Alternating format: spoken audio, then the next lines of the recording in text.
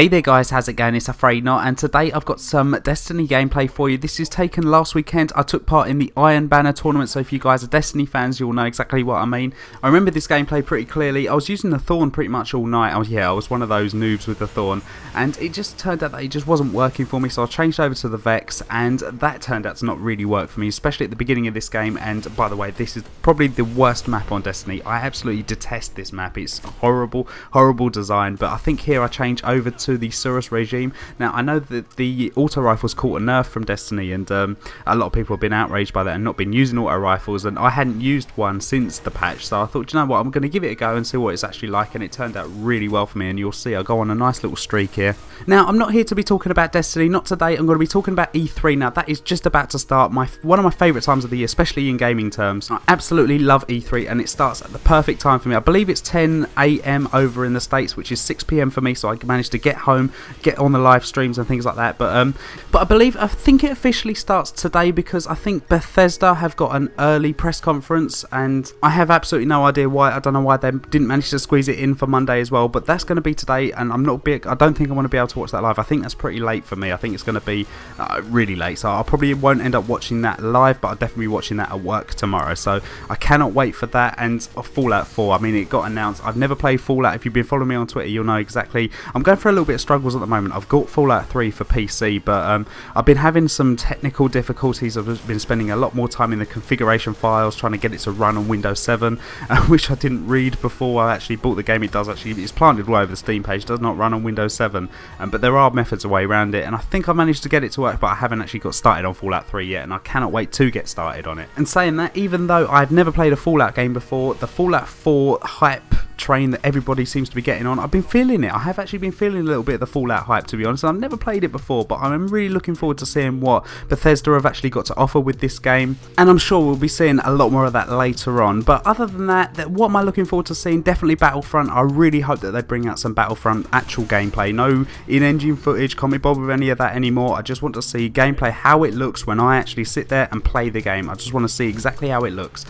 You know, I mean, that's all they've got to do. They haven't even got to talk about it for me to get excited for it, because Battlefront is a game that I'm really looking forward to this year. But other than that, I don't think there's any other games that have been officially announced. Maybe The Division, but that's been put back another year, so I'm not really holding out too much hope that they're actually going to show anything this year, or this year's E3 anyway.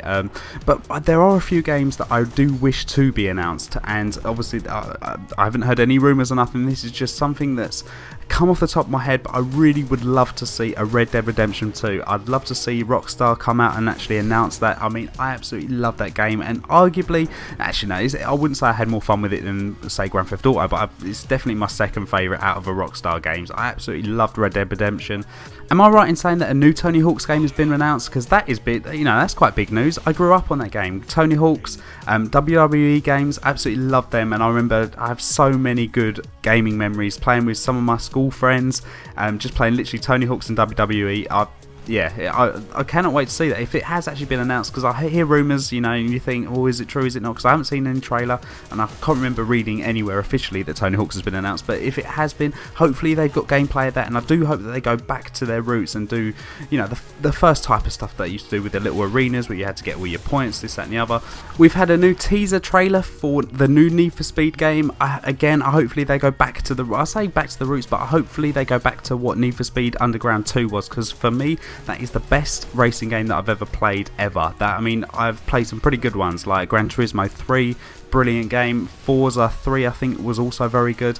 But yeah, I will definitely say that Need for Speed Underground 2 on the PS2 was brilliant, and I really hope that they're going to make, you know, Need for Speed Underground 3 almost. I think it's just called Need for Speed, but I think it's a relaunch of the series, because it did kind of get stale. It got a bit more samey, and I speak to someone on Twitter, I think earlier in the week, and what they said, which I totally agreed with, is when they started doing away with more of the customization stuff and focused a little bit more on, you know, tracks and general gameplay aspects, I just thought, you know what, this has just completely lost the fun of the whole creating your car or creating a custom car, and I love that out the Underground series. So hopefully they return to that. That'd be something that'd be great to see at E3.